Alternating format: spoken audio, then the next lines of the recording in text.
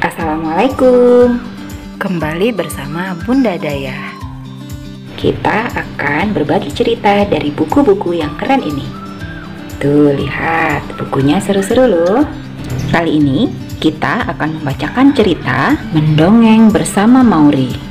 Buku ini ditulis oleh teman kita yang bernama Mauri Ayah Sofia. Di dalam buku ini ada 4 cerita. Mari kita mulai ceritanya. Cerita pertama, judulnya Pendekar Pendiam.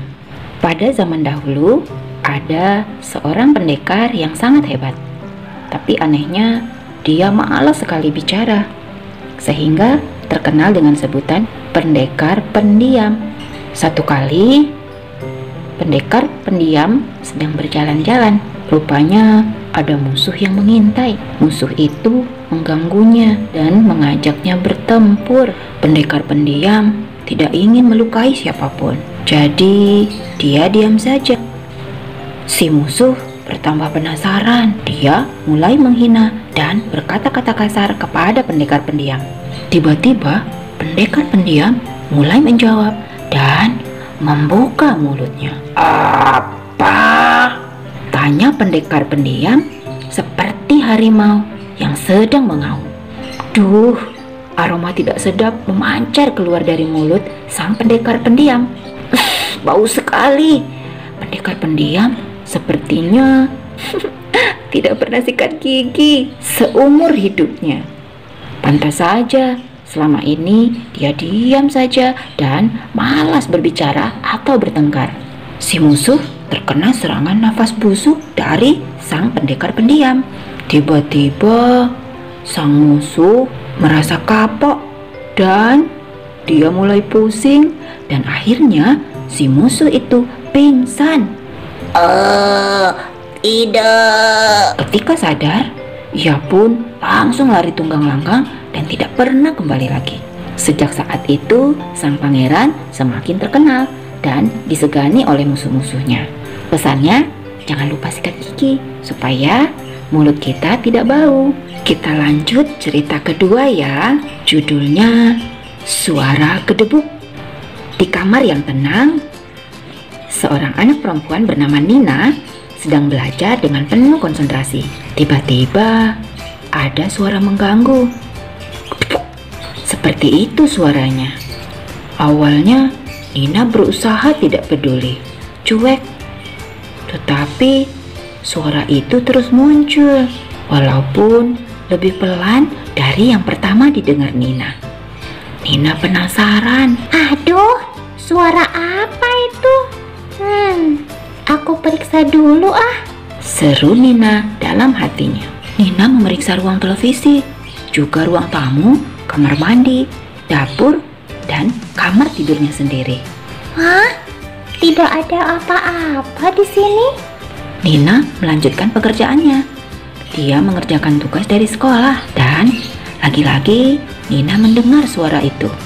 Suaranya lebih dahsyat dari sebelumnya. Teman-teman tahu tidak ya, itu suara apa? Kali ini Nina yakin dari mana asal suara itu. Ya, dari kamar abangnya. Nina segera berlari menuju kamar abangnya. Tak disangka, abangnya sedang tergeletak di lantai, persis di samping tempat tidur. Ternyata suara kedebuk itu suara abang yang jatuh dari tempat tidur. Nina pikir suara siapa? Nina tertawa geli melihat sang abang. Buru-buru Nina membantu abangnya untuk bangkit kembali. Abang Nina terbangun. Awalnya dia terheran-heran. Kok abang sudah ada di lantai? Iya, tadi Nina mendengar suara gedebuk. Ternyata abang yang jatuh. Oh begitu. Abang tadi bermimpi mengejar bola dan jatuh. Ternyata abang Nina jatuh betulan dari tempat tidurnya. Suara gedebuk itu ternyata suara abang Nina yang jatuh dari tempat tidurnya. Abang Nina pun ikut tertawa sambil menahan malu. Pesannya, kita harus saling membantu dan peduli. Kita lanjut cerita ketiga ya. Judulnya penggemar sarung. Ketika akan sholat zuhur, Mina meminta sarung pada ibunya. Saat membuka lemari, ibunya bingung. Tidak ada satupun sarung di sana. Mina, tolong kamu lihat di keranjang pakaian kotor ya. Mungkin ibu lupa mencuci kain yang kotor. Iya, Ibu. Nah, ketika Nina melihat ke tempat pakaian kotor, banyak sekali sarung yang belum dicuci di sana. Wah, Ibu, lihat. Iya, kenapa sarungnya banyak sekali yang kotor ya? Ibu semakin bingung. Akhirnya Mina sholat zuhur dengan memakai mukena yang lain dan tidak perlu memakai sarung. Pada malam harinya, ketika ayah pulang kerja, seperti biasa, ayah mengganti baju dan mulai memakai sarung di rumah. Tapi di dalam lemari, ayah tidak menemukan sarung satu helai pun. Wah, ternyata selama ini yang memakai sarung-sarung itu adalah ayah Mina. Oh iya, ayah sudah memakai kain sarung itu dan semuanya sudah kotor. Oh, pantas saja kain sarung di lemari sudah habis. Iya, ternyata ayah penggemar sarung. Akhirnya ayah, ibu, dan Mina tertawa dengan gembira. Pesannya, mari kita jaga kebahagiaan bersama keluarga. Kita lanjut cerita yang keempat. Judulnya Kerajaan yang Dikutuk Penyihir. Dahulu kala, tersebutlah sebuah kerajaan Melonia. Anehnya, sudah beberapa tahun belakangan, suasana kerajaan tiba-tiba menjadi suram. Tanahnya mengalami kekeringan akibat kemarau yang tidak berkesudahan. Hujan seolah tidak ingin turun di negeri itu.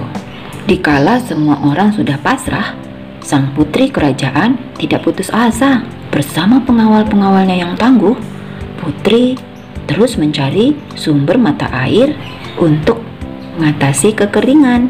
Suatu hari, putri menunggangi kuda menuju perbatasan kerajaannya.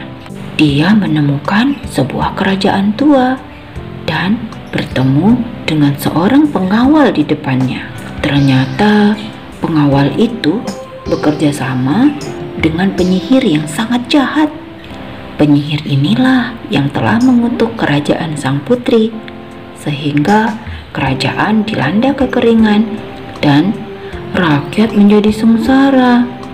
Pengawal ini ternyata mempunyai dendam pada sang raja. Putri segera melapor pada raja akan kejahatan pengawalnya. Pengawal itu segera ditangkap, sedangkan penyihir itu karena takut dipenjara juga oleh sang raja, dia mengatakan cara melepaskan mantra untuk melepaskan kekeringan di negeri itu. Putri sendiri yang harus menanam tanaman hijau di sekitar bangunan istana dan merawatnya sampai tumbuh. Demi rakyatnya, putri rela melakukan perintah si penyihir di kerajaan itu, sampai akhirnya seluruh kerajaan menjadi subur dan air kembali berlimpah ruah. Kerajaan Melonia pun terbebas dari kutukan. Pesannya adalah, mari kita jaga lingkungan dengan menanam pohon-pohonan di sekitar rumah kita. Wah, teman-teman, di akhir buku Mauri ada 2 puisi yang berjudul Guruku dan Donat. Kalian bisa baca puisi ini di rumah ya, bersama ayah bunda. Nilai yang terkandung dalam buku cerita ini adalah nilai kesabaran, rendah hati, dan imajinasi. Ini adalah Mauri, siswa Madrasah Ibtidaiyah Swasta Anur Prima Medan. Pada saat menulis buku ini, Mauri masih berusia 10 tahun. Nah, kalian ingin seperti Mauri kan? Ayo, silahkan berkarya. Buku ini diterbitkan oleh CBK Publishing. Demikian cerita dari buku Mendongeng bersama Mauri. Semoga kalian semua senang. Sampai jumpa pada cerita-cerita selanjutnya. Assalamualaikum.